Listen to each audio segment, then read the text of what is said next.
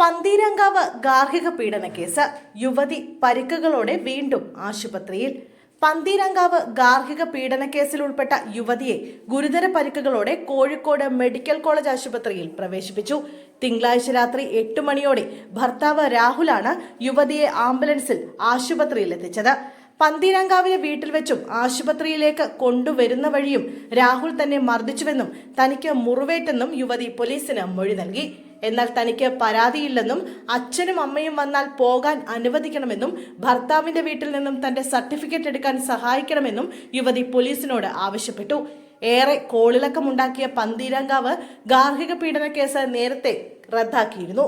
ഭർത്താവും കേസിലെ 1-ാം പ്രതിയുമായ രാഹുൽ പി ഗോപാലും പരാതിക്കാരിയായ ഭാര്യയും കേസ് റദ്ദാക്കണമെന്നാവശ്യപ്പെട്ട് നൽകിയ ഹർജിയിലായിരുന്നു കോടതിയുടെ തീരുമാനം.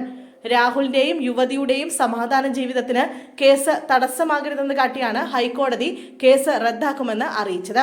കോഴിക്കോട് സ്വദേശിയായ രാഹുലിനെ വിവാഹം ചെയ്ത എറണാകുളം നോർത്ത് പറവൂർ സ്വദേശിനിയെ ക്രൂരമായി മർദ്ദിക്കപ്പെട്ട നിലയിൽ വീട്ടുകാർ കണ്ടെത്തിയതാണ് കേസിന്റെ തുടക്കം. വൈകാതെ രാഹുലിനെതിരെ ഗാർഹിക പീഡനത്തിനും സ്ത്രീധന നിരോധന നിയമപ്രകാരവുമുള്ള കുറ്റങ്ങൾ ചുമത്തി. ഇതോടെ ജോലി ചെയ്തിരുന്ന ജർമ്മനിയിലേക്ക് രാഹുൽ കടന്നു. ഇതിനിടെയാണ് തന്നെ ഭർത്താവ് മർദ്ദിച്ചിട്ടില്ലെന്നും വീട്ടുകാരുടെ നിർബന്ധത്തിന് വഴങ്ങി പരാതി നൽകിയതാണെന്നും പറഞ്ഞ് ഭാര്യ രംഗത്ത് വന്നത്. പിന്നാലെ കേസ് റദ്ദാക്കുകയായിരുന്നു. തുടർന്ന് യുവതി രാഹുലിനൊപ്പം പോവുകയും ചെയ്തു. ഇതിനിടെയാണ് വീണ്ടും പരിക്കുകളോടെ യുവതിയെ ആശുപത്രിയിൽ പ്രവേശിപ്പിച്ചത്.